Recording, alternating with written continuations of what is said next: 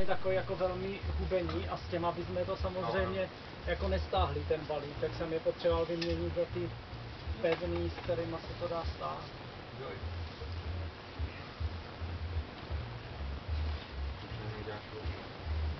Já ho navážu, ať je delší, tak bude to samozřejmě trošku zavazet, jo? Bylo by to lepší mít to bez uzlíků, to je jasné. Ale prostě jiný provázek nemáme, tak se nám to bude dělat trošku doběž, že ty uzlíky tam budou trošku zavazet.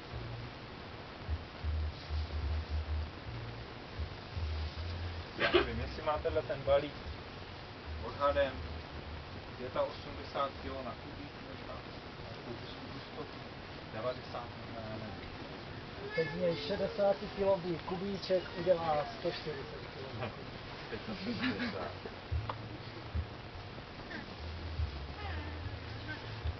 Dělá se, ta sláma se dělá,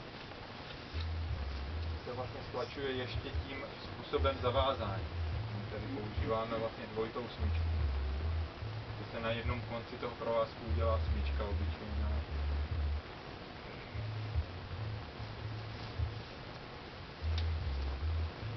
Dá se dolů takhle. Přibližně se to napne a asi v těchto místech se udělá smyčka dál. Na tom provázku, který smyčku nemá. Na tomhle mám na konci smyčku, ten protáhnu a ten, co smyčku nemá, má smyčku, ale ne na konci, ale tady.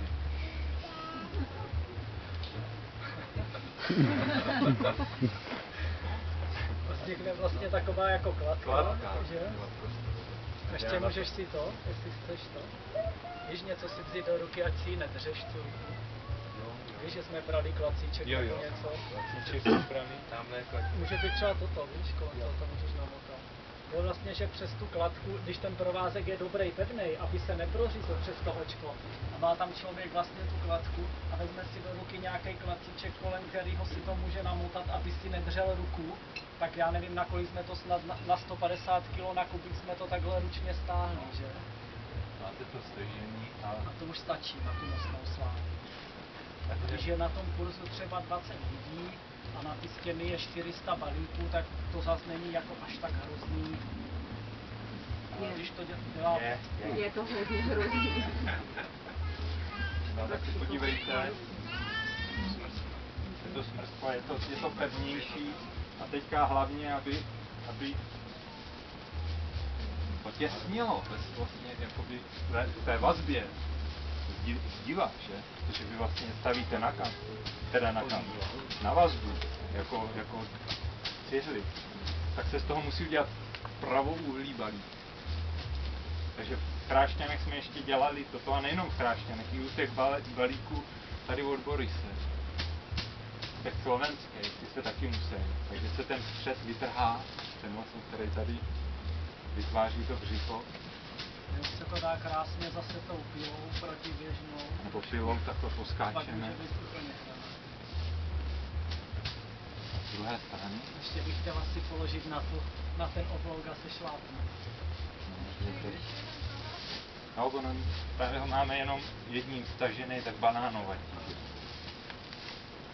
No a je to prostě velká práce, když máte takový balíky, které už jsou. No. A z toho dobrýho stroje lezou prostě rovnou. Jo. Jsme si Fergusona ještě ke všemu rostou, ty balíky se tlačí tak, že ty struny jsou opravdu úplně pevný.